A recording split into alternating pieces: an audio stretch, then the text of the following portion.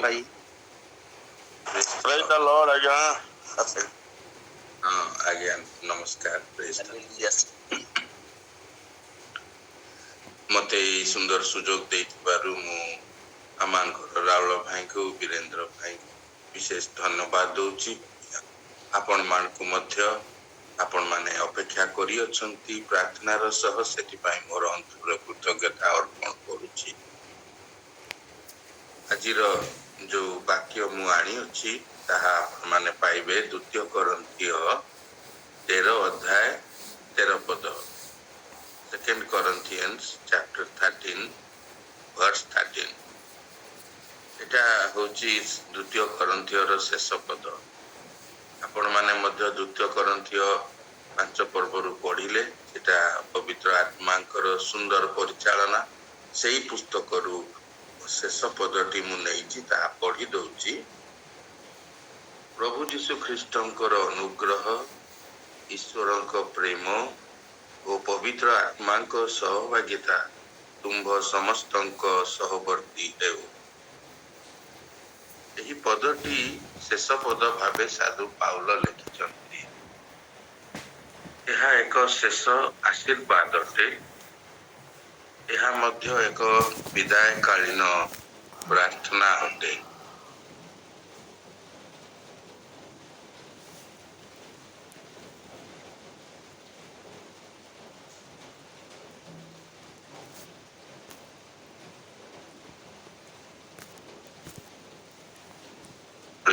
ए पत्र लिखिबा बेले सी एफिसियो रे अछंती एवं एफिसियो रे मध्य प्रचार करूछंती। आ एफिसियो रे परिस्थिति अलगा रकम थिला। आगु को बढ़िले हम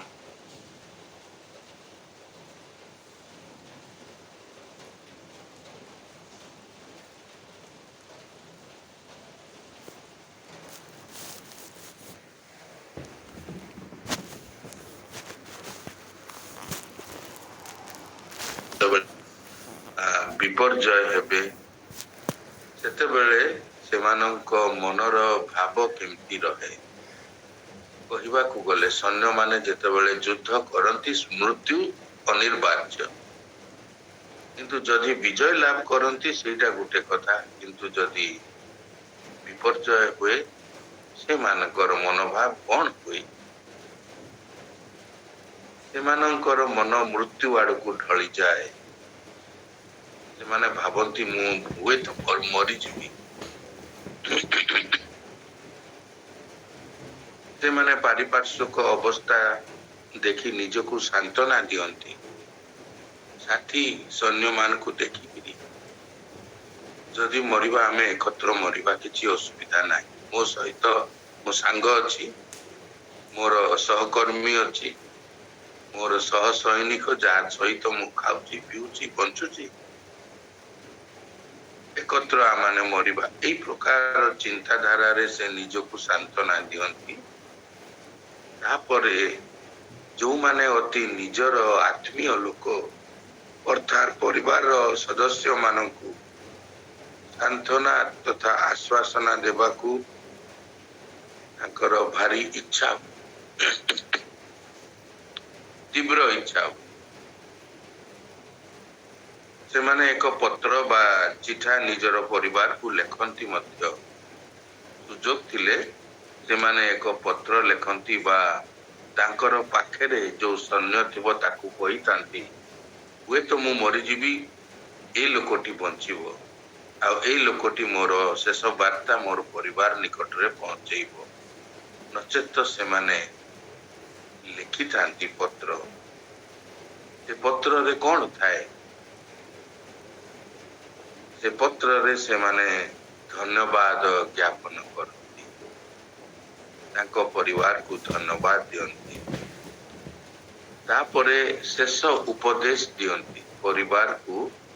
से माने शेष उपदेश भावरे किछि लेखंती जे मु गला परे या करिवो, मु गला परे तुमे एपरी अछि, मो पाखरु एई लोक एतिकी टंका नै जाईची, किंबा मु किछि टंका अमुक लोकंकठु आनिची ताको परिशोध करिवो।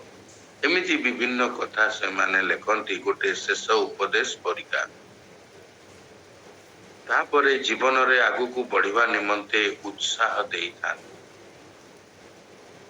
ଦୁଃଖ କରିବନି, ମୁଁ ଯଦି ମୃତ୍ୟୁ ଭୋଗ କରେ ଦୁଃଖ କରିବନି। ତୁମେ ଯେମିତି ପାଠ ପଢୁଥିଲ ପାଠ ପଢିବ, ଆଗକୁ ବଢିବ, ପରିବାର କଥା ସମ୍ଭାଳିବ। ମୁଁ ଯଦି ନାହିଁ ତଥାପି ବ୍ୟସ୍ତ ହେବ ନାହିଁ। ସବୁ କିଛି ଧୈର୍ଯ୍ୟ ଧରି ଆଗକୁ ବଢିବ।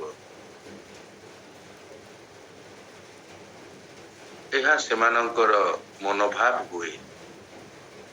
ଆମ୍ଭମାନଙ୍କ ଜୀବନରେ ମଧ୍ୟ ଏହି ପ୍ରକାର ହୁଏ। ଯେତେବେଳେ ଆମେ ମୃତ୍ୟୁ ବା ଶଯ୍ୟାଶାୟୀ ହେଇଯାଉ, ଯୋଉ ରୋଗ ଆଉ ସୁସ୍ଥତା ନାହିଁ, ଆଉ ଯୋଉ ରୋଗ ମତେ ବା ଆମ୍ଭମାନଙ୍କୁ ମୃତ୍ୟୁ ଆଡକୁ ନେଇଯିବ,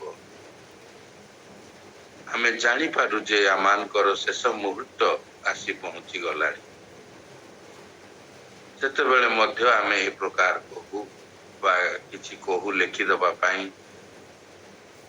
ଯେ ମୋର ଅନ୍ତେ କଣ କରିବ, କି ପ୍ରକାର ଜୀବନ କାଟିବ, ଉତ୍ସାହଜନକ ବାକ୍ୟ ଆମେ ଦେଇଥାଉ। 2 କରନ୍ଥୀ 13 ଆଉ ଶେଷ ପଦରେ 13 ପଦରେ ଏହା ଏକ ଆତ୍ମିକ ବା ପ୍ରଭୁଙ୍କର ସୈନ୍ୟର ପତ୍ର ଅଟେ। ସାଧୁ ପାଉଲ ସେ ଜାଣିପାରୁଥିଲେ ଯେ ସେଇ ସୈନିକ ପରି ସେ ମଧ୍ୟ ମୃତ୍ୟୁବରଣ କରିବେ ଅତି ଶୀଘ୍ର। ଯେକୌଣସି ମୁହୂର୍ତ୍ତରେ ମୃତ୍ୟୁ ଆସି ପହଞ୍ଚିବ ବୋଲି ସେ ଜାଣିପାରୁଥିଲେ। ସେ ଏଫିସିୟରେ ଥିଲେ ଯେତେବେଳେ ଏ ପତ୍ର ଲେଖୁଛନ୍ତି।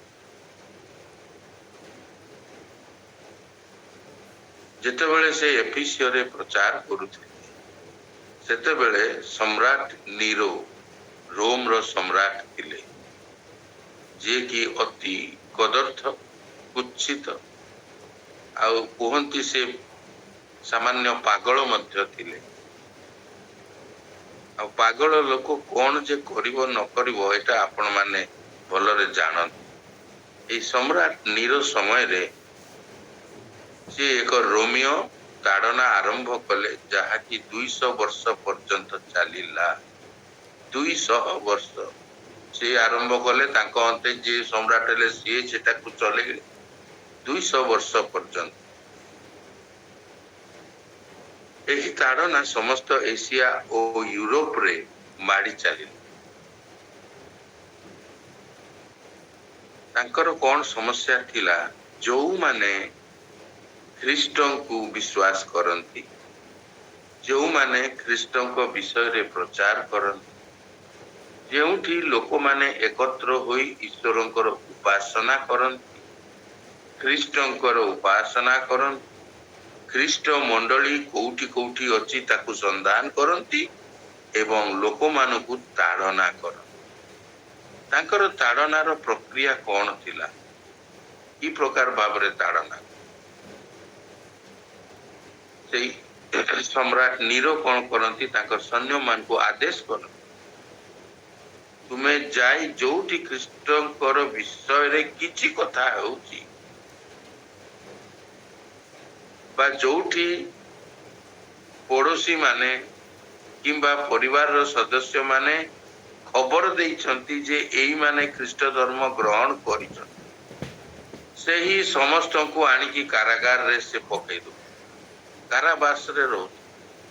ଆଉ କାରାବାସରେ ବିଭିନ୍ନ ପ୍ରକାର ତାଡନା, କ୍ଲେଶ ଭୋଗ କରିବାକୁ ପଡେ। ତାଙ୍କୁ ହଠାତରେ ମୃତ୍ୟୁଦଣ୍ଡ ଦଉନଥିଲେ। ବେଳେ ବେଳେ ସେ ମୃତ୍ୟୁକୁ ସେମାନେ ଏକ ଉପଭୋଗର ବିଷୟ କରୁଥିଲେ। କଣ କରୁଥିଲେ? ଭୋକିଲା ବାଘ ଗୋଟିଏ ଏରିନାରେ ବା ଗୋଟିଏ ଷ୍ଟାଡିୟମରେ ବା ଗୋଟିଏ ଏ ପ୍ରକାର ଖେଳ ପଡିଆ ଭଳି ଜାଗାରେ ଭୋକିଲା ବାଘ ମାନଙ୍କୁ ଛଡାଯିବ, ଯୋଉଠି ଏହି କାରାବାସର ଲୋକମାନେ ରହିଥିଲେ। ଆଉ ଏଇ ବାଘ ମାନେ କେମିତି ଏଇ ଲୋକମାନଙ୍କୁ ଆକ୍ରମଣ କରନ୍ତି, ଖାଇବା ପାଇଁ କଣ କରନ୍ତି, ତାହା ଏକ ଆନନ୍ଦମୟ ବା ଏକ ଉପଭୋଗ କରିବା ବିଷୟରେ ନିରୋ ଏକାକୁ ପରିଣତ କରିଥିଲେ। ଫଳରେ କ'ଣ ହବ ଯେ ଖ୍ରୀଷ୍ଟ ପ୍ରେମୀ ଲୋକମାନେ ହୁଏତ ଫେରିଯିବେ, ପୂର୍ବ ବିଶ୍ୱାସକୁ ଦେବ ପୂଜାକୁ ଫେରିଯିବେ, ନଚେତ ଆଉ କେହି ବି ଖ୍ରୀଷ୍ଟଙ୍କୁ ଗ୍ରହଣ କରିବେ। ନୀର এই ପ୍ରକାର କରୁଥିଲେ, ତାକୁ ଏକ ଉପଭୋଗରେ ପରିଣତ କରିଥିଲେ। ଆଉ ତ ଅନେକ ପ୍ରକାର ଅଛି, ମା ମାନଙ୍କୁ ଝିଅ ମାନଙ୍କୁ କ'ଣ କରୁଥିଲେ, ଯଦି ଇତିହାସ ଆପଣ ମାନେ କେବେ ପଢିବେ ସେତେବେଳେ ବୁଝିପାରିବେ ଖ୍ରୀଷ୍ଟୀୟ ନାରୀ ମାନେ କି ପ୍ରକାର ତାଡ଼ନା ପ୍ରାପ୍ତ ହୋଇଛି, କେତେ କଷ୍ଟ ସହିଛି, ଅପମାନ। ସେଇ ପ୍ରକାର ଯୋଉ ତାଡ଼ନା ସେ ଆରମ୍ଭ କଲେ ସମ୍ରାଟ ନୀରୋ, ସେଇ ସମୟରେ ସାଧୁ ପାଉଲ ଏଫେସିୟରେ ପ୍ରଚାର କରୁଥିଲେ। ସେ ମଧ୍ୟ ଅନେକ ଥର এই ପ୍ରକାର କ୍ଲେଶ, ସଂକଟ, ମୃତ୍ୟୁ ପାଖକୁ ସେ ପହଞ୍ଚି ଯାଇଥିଲେ। ସେଥିପାଇଁ ସେ ଲେଖନ୍ତି ତାଙ୍କର ପତ୍ରରେ, ଦ୍ୱିତୀୟ କରନ୍ଥୀୟ 6 ଅଧ୍ୟାୟରେ ଆପଣ ଦେଖିବେ ସେ କି ପ୍ରକାର କଷ୍ଟ ସହୁଥିଲେ। କାରାବାସରେ ସେ ଲେଖନ୍ତି, କାରାବାସରେ ଅର୍ଥ ଅଧିକ କାରାବାସ ଭୋଗ କରିବାରେ। ବହୁ ଥର ସେ କାରାବାସ ଯାଇଛନ୍ତି ଆଉ ସେଠାରେ ବିଭିନ୍ନ ପ୍ରକାର କଷ୍ଟ ସହିଛନ୍ତି। ତାପରେ ସେ କୁହନ୍ତି ପ୍ରହାରରେ। କ'ଣ ପ୍ରହାର? ଜିହୁଦୀ ମାନଙ୍କ ଠାରୁ 5 ଥର 39 ଥର ପ୍ରହାର ପାଇଛି। ଟିକେ ଭାବନ୍ତୁ, 39 ଥର ପ୍ରହାର। ସେ ପ୍ରହାର କେମିତି? ଗୋଟେ ଚମଡ଼ାର ଚାବୁକ ଅଛି, ସେ ଚାବୁକ ଅଗରେ ପଏଣ୍ଟେଡ କ'ଣ କହିବା ମାନେ ହାଡ଼, ତୀକ୍ଷ୍ଣ ଛୋଟ ଛୋଟ ହାଡ଼ ସେଇ ଶେଷ ଭାଗରେ ଗୁନ୍ଥା ହେଇଛି। ସେ ଚମଡ଼ାଟା ମୋଟା, ଶେଷ ଭାଗଟା ଝାଡୁ ପରିକା 3-4ଟା ଫୁଲ ପରିକା ସେଠି ଥିବ। ଆଉ ସେଇ ଅଗରେ ତୀକ୍ଷ୍ଣ ବୋନ୍ ବା ହାଡ଼ ଲାଗିଥିବ। ଯେତେବେଳେ ଗୋଟିଏ ଚାବୁକ ବାଜିବ ସେତେବେଳେ ସେତିକି ଗାର ପିଠିରେ କି ଯୋଉ ଅଞ୍ଚଳରେ ବାଜିବ ସେଟା ଟାଣି ହେଇକି ଆସିବ, ସେଥିରେ ମାଂସ ମଧ୍ୟ ପଳେଇ ଆସିବ। କେତେ ଜଣ ଏକ୍ସପର୍ଟ ମାନେ କହନ୍ତି ଯେ ମ୍ୟାକ୍ସିମମ୍ ତୃତୀୟ ଥରକୁ ସେ ଲୋକର ମୃତ୍ୟୁ ଘଟେ। ଯୋଉ ରକ୍ତ ବୋହିଯାଏ, ଯୋଉ କଷ୍ଟ ସେମାନେ ପାଆନ୍ତି, ସେମାନଙ୍କର ମାନସ ପଟରେ ସେମାନେ ଭୟଭୀତ ହେଇକି ମରିଯାଆନ୍ତି। ତୃତୀୟ ମାଡ଼ ବେଳକୁ ଗୋଟେ ଲୋକ ମରିଯିବ। କିନ୍ତୁ ସାଧୁ ପାଉଲ ଜିହୁଦୀ ମାନଙ୍କ ଠାରୁ 5 ଥର 39 ପ୍ରହାର ପାଇଛି। 3 ଥର ବେତ୍ରାଘାତ, ଥରେ ପ୍ରସ୍ତରାଘାତ। ଏ ପ୍ରକାର କ୍ଲେଶ ସେ ସହ୍ୟ କରିଛନ୍ତି। ମୁଁ କାହିଁକି ଏଗୁଡିକ କହୁଛି? କାରଣ ଯିଏ କ୍ଲେଶ ସହି ପାରିଛି ସେ ଆଶ୍ୱାସନା ଦେଇପାରେ, ସେ ମୃତ୍ୟୁର ପାଖରେ ଅଛନ୍ତି ଏବଂ ଶେଷ ଥର ପାଇଁ କରନ୍ଥୀୟ ମଣ୍ଡଳୀକୁ ସେ ଲେଖୁଛନ୍ତି ଏକ ପ୍ରକାର ବିଦାୟ ସମ୍ବର୍ଦ୍ଧନା। ସେ ମଧ୍ୟ ରାତି ଉଜାଗରରେ ଶୋଇ ପାରିନାହାନ୍ତି। ଅଗାଧ ଜଳରେ ଦିବାରାତ୍ର କ୍ଷେପଣ କରିଛନ୍ତି। ଜାହାଜ ଭଙ୍ଗା ହେଇଗଲା, ସରିଲା, କେହି ନାହାନ୍ତି। ସମୁଦ୍ରରେ ଏକା ଏକା ଭାସି ଭାସି ଯାଉଛନ୍ତି। ଅଗାଧ ଜଳରେ ଦିବାରାତ୍ର କ୍ଷେପଣ କରିଛନ୍ତି।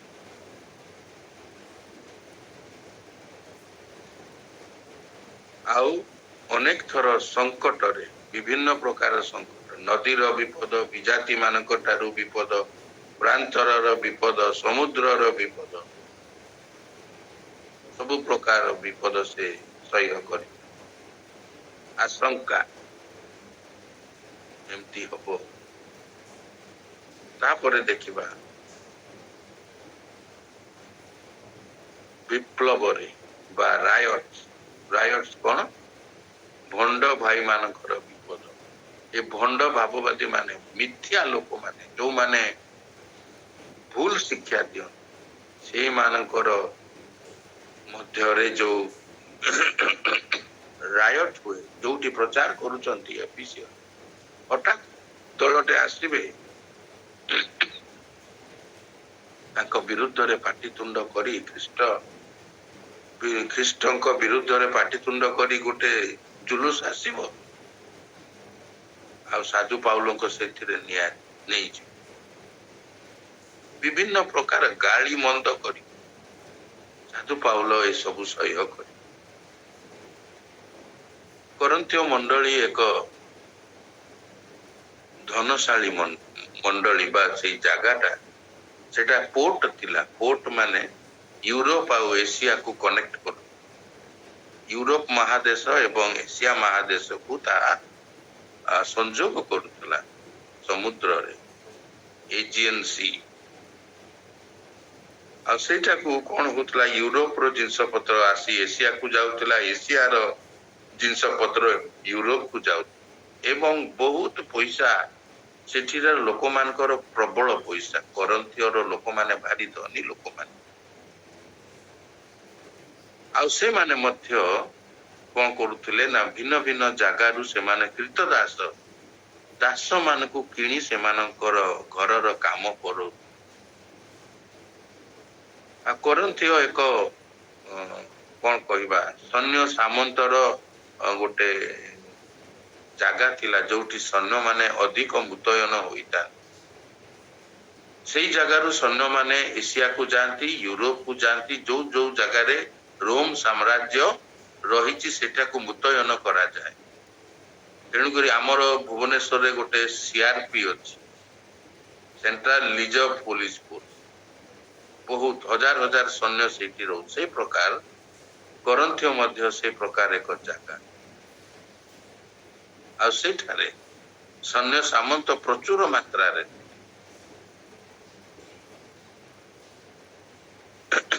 ତେଣୁକରି এই କରନ୍ଥୀୟ ଲୋକମାନେ ବହୁତ କିଛି, ଯେତେବେଳେ ସାଧୁ ପାଉଲ ପ୍ରଚାର କଲେ କରନ୍ଥୀୟରେ ଯାଇକିରି, ପ୍ରଥମେ ସେ ସିଟିକୁ ଦେଖିକି ସେ ଭୟଭୀତ ହେଲେ। ଏତେ ପ୍ରକାର ଲୋକ, Roman culture, Greek culture, Asia culture, ତିନୋଟି କଲଚର ମଧ୍ୟରେ କରନ୍ଥୀୟ ଅଛି। କରନ୍ଥୀୟ ଲୋକମାନେ ଧନଶାଳୀ, କରନ୍ଥୀୟରେ ଜଗତର ସବୁ ଜିନିଷ ମିଳୁଛି, ବସ୍ତୁବାଦୀ। ସେ ଭୟଭୀତ ହେଲେ, କେମିତି ପ୍ରଭୁଙ୍କର କଥା ମୁଁ କହିବି ଏଇଠି। କରନ୍ଥୀୟରେ ଆଉ କଣ ବିଶେଷ କରି କରନ୍ଥିଆନ ବା ଗୋଟେ କରନ୍ଥୀ ଲୋକର ପରିଚୟ କଣ? ସେ ହଉଛି ମଦ୍ୟପୀ। ସମସ୍ତେ ସର୍ବସାଧାରଣ ମଦ୍ୟପୀ ଆଉ ବ୍ୟଭିଚାରରେ ଲୁପ୍ତ, ବ୍ୟଭିଚାରୀ ସମସ୍ତେ। କାହିଁକି ନା ସେଇଠି ଗୋଟେ ଆଫ୍ରୋଡାଇଟ ର ମନ୍ଦିର ଅଛି। ଆଫ୍ରୋଡାଇଟ ହଉଛି ଏଇ ଯୌନ ସମ୍ପର୍କର ଦେବତା ବା ଦେବୀ। ଅନେକ ଲୋକ ଯୋଉମାନଙ୍କର ଛୁଆ ପିଲା ହଉନି ସେଠିକି ଯାଆନ୍ତି, କେତେ ଲୋକଙ୍କର ସଂସ୍ପର୍ଶରେ ଆସନ୍ତି ଏବଂ ପିଲା ଛୁଆ କରନ୍ତି, ବ୍ୟଭିଚାର କରନ୍ତି। ସାଧୁ ପାଉଲ ଏଇ ନଗରରେ ପହଞ୍ଚିଲା ପରେ ଦେଖିଲେ, ସେ ଭୟଭୀତ ହେଇଗଲେ, ମୁଁ କଣ କରିବି, ଏକଲା ମୁଁ କଣ କରିବି। ଏତେ ପ୍ରକାର ପାପ ଅଛି। ସେଇଠୁ ସିଏ କଣ କଲେ ନା, ସିଏ ଦେଖିଲେ ତାଙ୍କର ନିଜର ଗୋଷ୍ଠୀ, ବେଞ୍ଜାମିନ ଗୋଷ୍ଠୀର ଗୋଟେ ସ୍ୱାମୀ ସ୍ତ୍ରୀ ଅଛନ୍ତି, ପ୍ରିସ୍କିଲା ଏବଂ ଆକ୍ୱିଲା। ସେ ତମ୍ବୁ ନିର୍ମାଣକାରୀ ସେମାନେ। ସାଧୁ ପାଉଲ ମଧ୍ୟ ବେଞ୍ଜାମିନ ଗୋଷ୍ଠୀର ଲୋକ, ସିଏ ବି ତମ୍ବୁ ନିର୍ମାଣ କରୁଥିଲେ। ए तंबू कहीं निर्माण होतला ना तंबू इस्राएल जाति तंबूर बहुत आवश्यक थिला कारण नियम सिंधुक तंबू को तंबू मध्यरे रहउतला एतो तो घर नथिला से माने गोटे जगार आ गोटे जगह को यात्रा करुथिले तंबू को उठेइकिरी नउथिले फल तंबू गुड़ी को चिरी जाउथला सेति पाई सेमान को पाखरे स्पेयर तंबू रही थाए आउ ए बेंजामिन गोष्ठी एमाने कोन करंती ना तंबू बना बढ़िया कारीगर से प्रिस्किला एवं आक्विला को से पाई गले बाजार रे से माने तंबू विक्रय करूछंती तांकर मन खुशी हे गला आ बुझी पारले जे से मोर गोष्ठी रो लोक आ सेठारे प्रिस्किला और आक्विला तांको निमंत्रण कले एवं से तांकर घरे रही तंबू तो निर्माण करबा परिश्रम कले एवं प्रचार कले करंथिय जगह रे से प्रचार कले आ प्रचार करू करू केते लोक प्रभु को ग्रहण कले जो माने बेविचारी जो माने मद्यपी एवं कौन हैला बेश्या माने करंथिय रे कौन करथुले ना रास्ता बाहर चारिआडे उच्च स्वर रे कथा कहउथले गीत गाउथले लोक मान को आकर्षण करिबा पई तांको निकट जेतेबेले गोटे जहाज आसी लागिबो ए माने से पाख को चली जिवे आ उच्च स्वर रे डाकिबे मो पाख को आस आउ विभिन्न प्रकार कथा तो ए बेश्या माने मध्य प्रभु जीशु को पाई गले साधु पाउलों को प्रचार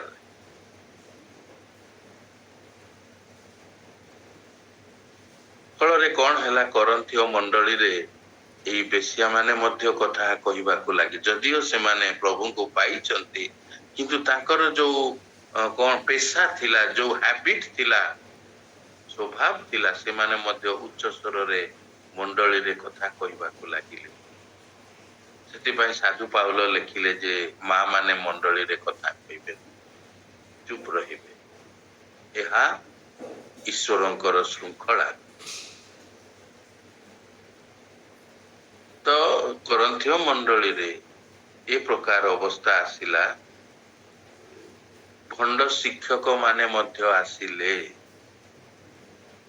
साधु पाउलो प्रचार करी चली गले मंडली स्थापन हैला किंतु जेतेबेले से एफिसियो रे कार्य करंती से ए सब कथा सुनिबा को पाते जेठू से पत्र लेखुचंती आउ कौन लेखुचंती जे भंड ख्रीष्ट माने आसिकी तुमको हैरान करूचंती भंड ख्रीष्ट माने कौन कहउथिले भूल कथा कहउथिले जे पाउलंकर गोटे शरीर रे गोटे कंटक अछि आ जो लोकर कंटक अछि से प्रिस्ट हेई पार जाजक हेई पारिबो ना सेथि पई सिए तांकू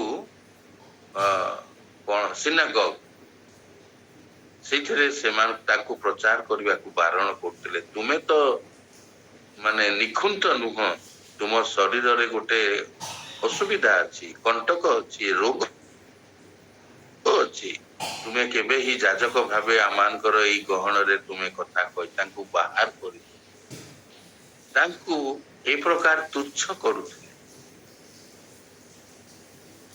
जेहेतु से अन्न मंडली जेपरी अन्न मंडली को पाखरे बोझ हेबे नाही से प्रिस्किला और आक्विला सहित परिश्रम को से परिश्रम को से माने कहउथिले गोटे जाजक केबे हेले परिश्रम करिवो गोटे जाजक अन्य लोक मानकर सहाय्य रे से वृद्धि पाइब से केवल प्रभुंकर सेवक से केबे जाई बाहर परिश्रम करिवो नाही टंका उपार्जन करिवो नाही तांकू मंडली रो लोक माने सहाय्य करिवो तेणु करी साधु पाउलों को से माने ए प्रकार तुच्छ करुथिले भंड शिक्षा कौन कौन भंड शिक्षा होची जे जिहुदी ए ग्रीक लोक माने विश्वास करती जे आत्माटा अमर କିନ୍ତୁ ଶରୀର କ୍ଷୟ ପାଇବ। ଆତ୍ମା କଣ ହବ ନା ସିଏ ଶରୀର ବାହାରେ ରହିପାରିବ। ମନ ଦେଇ ଶୁଣନ୍ତୁ, ଭୁଲ ଶିକ୍ଷାଟା କଣ? ଆତ୍ମା ଶରୀର ବାହାରେ ରହିପାରିବ ଏବଂ ଯଦି ଶରୀର ମଧ୍ୟରେ ଅଛି ତାହା ଉତ୍ତମ ଚିନ୍ତା ଦବ, ପରିଚାଳନା କରିବ, ସତ୍ୟ ବାଟ, ନ୍ୟାୟ ବାଟ, ଉତ୍ତମ କିଛି ସେ କହିବ। କିନ୍ତୁ ଯେତେବେଳେ ଶରୀର ମୃତ ହେବ, ଶରୀର ଗଲା, ଶରୀର ଆଉ ଉଠି ପାରିବ ନାହିଁ। କିନ୍ତୁ ଆତ୍ମାଟା ସେଇଠୁ ବାହାରି ଯାଇ ଅନ୍ୟ ଏକ ଆତ୍ମା କି ଅନ୍ୟ ଜାଗାରେ ସେ ଘୁରି ବୁଲିବ। ଏ ହେଲା ଭଣ୍ଡ ଶିକ୍ଷା, ଯାହାକି ଯୋଉ କରନ୍ଥୀୟ ମାନେ ଦେବ ପୂଜାରୁ ଆସିଲେ, ଯୋଉ କରନ୍ଥୀୟ ମାନେ ବିଭିନ୍ନ ପ୍ରକାର ପାପରୁ ଆସିଲେ, ସେମାନଙ୍କର ବିଶ୍ୱାସ ମତକୁ ହଲେଇ ଦଉଛି, ଅସ୍ଥିର କରିଦଉଛି ସତରେ। କିନ୍ତୁ ଆମେ ତ ଜାଣିଛୁ ଶରୀର ରୂପାନ୍ତରିତ ହେଇ ପ୍ରଭୁ ଆସିବା ଦିନକୁ ଉଠିବ। କିନ୍ତୁ ଭଣ୍ଡ ଶିକ୍ଷା କହୁଛନ୍ତି ନା ନା ନା, ଏଟା ହେଇପାରିବ ନାହିଁ, ଶରୀର ଗଲା। এটা ଥିଲା ଗ୍ରୀକ ଫିଲୋସଫି, ଖ୍ରୀଷ୍ଟୀୟ ଶିକ୍ଷାରେ ପଶୁଛି। ଆଉ ଗୋଟେ କଣ ବଡ କଥା, ସୁନ୍ନତ ବିଧି। ତମେ ପରିତ୍ରାଣ ପାଇପାର, କିନ୍ତୁ ସୁନ୍ନତ ନହେଲେ ତୁମେ ସ୍ୱର୍ଗ ରାଜ୍ୟରେ ପ୍ରବେଶ କରିପାରିବ। ତୁମକୁ ସୁନ୍ନତ ହେବାକୁ ପଡିବ। ଏପରି ଭଣ୍ଡ ଶିକ୍ଷା ଗୁଡିକ ମଣ୍ଡଳୀରେ ପ୍ରବେଶ କରୁଥିଲା। ସେଥିପାଇଁ ସାଧୁ ପାଉଲ ତାଙ୍କ ପତ୍ରରେ ସେମାନଙ୍କୁ ଜାଗ୍ରତ କରିଥିଲେ। କରନ୍ଥୀୟ ମଣ୍ଡଳୀରେ ସେ ଜାଗ୍ରତ କରିଥିଲେ। ଥରେ ସେ ମଧ୍ୟ କରନ୍ଥୀୟ ମଣ୍ଡଳୀକୁ ଯାଇଥିଲେ ଦେଖିବା ପାଇଁ। ଆଉ ସେ ଦେଖିଲେ ତାଙ୍କ ପତ୍ର ଦ୍ୱାରା ଅନେକ କିଛି ସୁଧାର ହୋଇଛି। ସେଥିପାଇଁ ସେମାନଙ୍କୁ ଶେଷ ଥର ପାଇଁ, ଯେହେତୁ ସେ ଏପିସିଓରେ ତାଡ଼ନା ପ୍ରାପ୍ତ ହେଉଥିଲେ, ଏ ପ୍ରକାର ଅବସ୍ଥାରେ ସିଏ ଯାଉଥିଲେ, ସିଏ କହିଲେ ନାଇଁ ତାଙ୍କୁ ଆଶ୍ୱାସନା ଦେବା। ଯିଏ ତାଡ଼ନା ସହ୍ୟ କରିଛି ସିଏ ହିଁ ଆଶ୍ୱାସନା ଦେଇପାରିବ। ମାରି ମାରି ତାଙ୍କୁ ମୃତ୍ୟୁ ପର୍ଯ୍ୟନ୍ତ ସେ ଗଲେ। ସେ ଭାବିଲେ ମୁଁ ଆଉ ନାହିଁ, ମୁଁ ଗଲି। କିନ୍ତୁ ପ୍ରଭୁ ତାଙ୍କୁ ବଞ୍ଚେଇଲେ। ତାଙ୍କର କଷ୍ଟ ଆଉ କଣ ଥିଲା? ସତ୍ୟ ବାକ୍ୟ କହିବ। ସତ୍ୟ ବାକ୍ୟ କହିଲେ ଆହୁରି କ୍ଲେଶ ଆସୁଛି, ମାଡ଼, କାରାବାସ, ଭୋକ, ଉପବାସ। ତେଣୁକରି ସତ୍ୟ ବାକ୍ୟରେ ମଧ୍ୟ ସେ ସତ୍ୟ ବାକ୍ୟ କହିବାକୁ ବାଧ୍ୟ, ଭୁଲ ଶିକ୍ଷା ଦେବେ ନାହିଁ। ଆଉ କଣ କରୁଥିଲେ? ଦୁଃଖରେ ମଧ୍ୟ ଆନନ୍ଦ ଥିଲା ତାଙ୍କର, କଷ୍ଟରେ ମଧ୍ୟ ସେ ଆନନ୍ଦ କରୁଥିଲେ। ଅନ୍ୟମାନେ ଭାବୁଥିଲେ ଇଏ ଜଣେ ପ୍ରତାରକ, ଆମକୁ ବଣ୍ଡଉଛି, ଖ୍ରୀଷ୍ଟଙ୍କର କଥା କହିକି ବଣ୍ଡଉଛି। ଆମେ ତ ଦେବ ପୂଜକ, ଆମେ ଜାଣିଛୁ ଦେବ ମାନେ ଆସି ଆମ ପକାରେ ବୁଲୁଛନ୍ତି, ଦେବ ଦେବୀ ମାନେ ବୁଲୁଛନ୍ତି, ଆମକୁ ଏ ପ୍ରକାର କହୁଛନ୍ତି। ଆମର ପିଲାଛୁଆ ନହେଲେ ଆମେ ସେଠିକି ଯାଇକି ପିଲାଛୁଆ କରିପାରୁଛୁ। ଇଏ କଣ ଗୋଟେ ଭଣ୍ଡ ଶିକ୍ଷା ଆମକୁ ଦଉଛି? ପ୍ରତାରକ ଅଟେରେ ବାବା।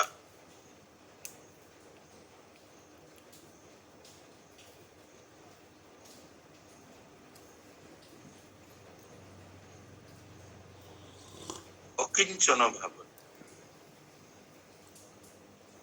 ତାଙ୍କୁ ତୁଚ୍ଛ କରୁ। ସେଥିପାଇଁ ସେ ଲେଖନ୍ତି, ଭାଇ ଏ ସବୁ ମୁଁ ସହ୍ୟ କରିଛି।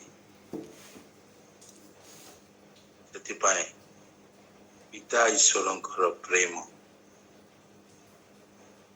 ପ୍ରଭୁ ଯୀଶୁ ଖ୍ରୀଷ୍ଟଙ୍କର ଅନୁଗ୍ରହ, ପବିତ୍ର ଆତ୍ମାଙ୍କର ସହଭାଗିତା ତାଙ୍କୁ ରକ୍ଷା କରିପାରିଥିଲା।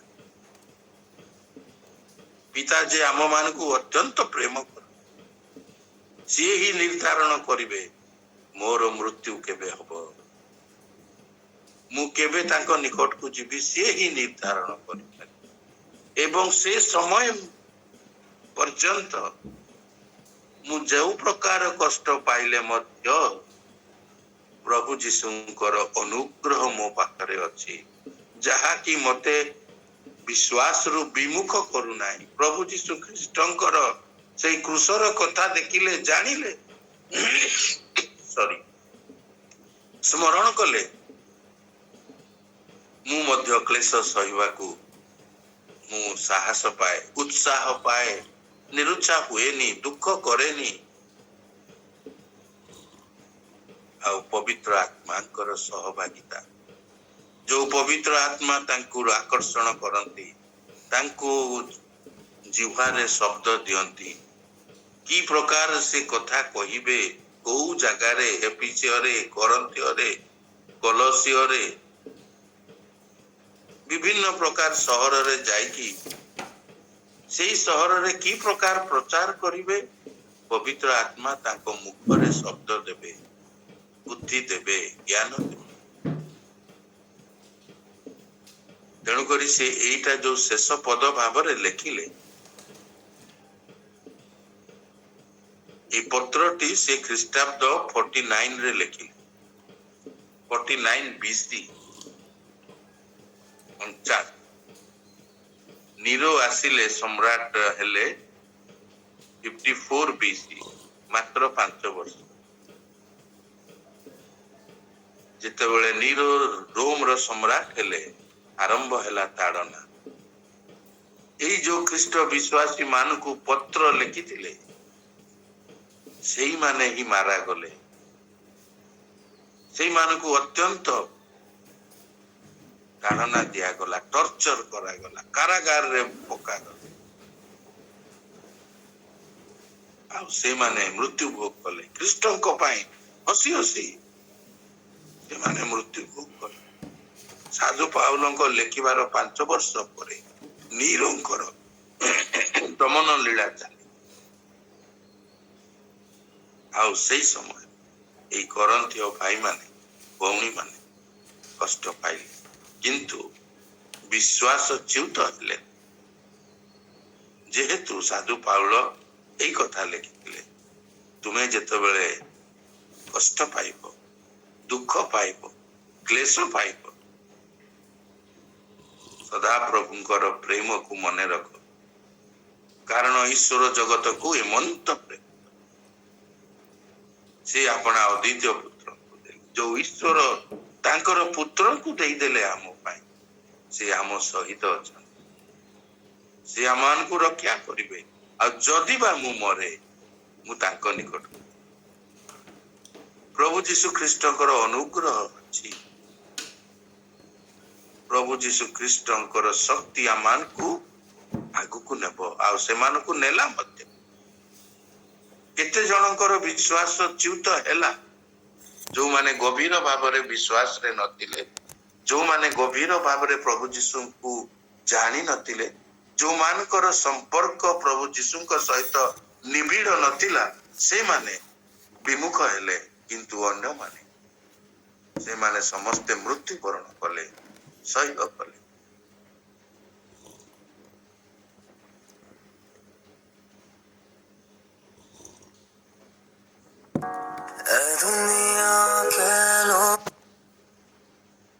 केतटा कम से बोली कोन जो जगह रे समाधि थिला सेही भितरे से माने विभिन्न प्रकार माने गात खोलिकी ये करिकी से माने लुचि जाउतिले रक्षा पाई जाउतिले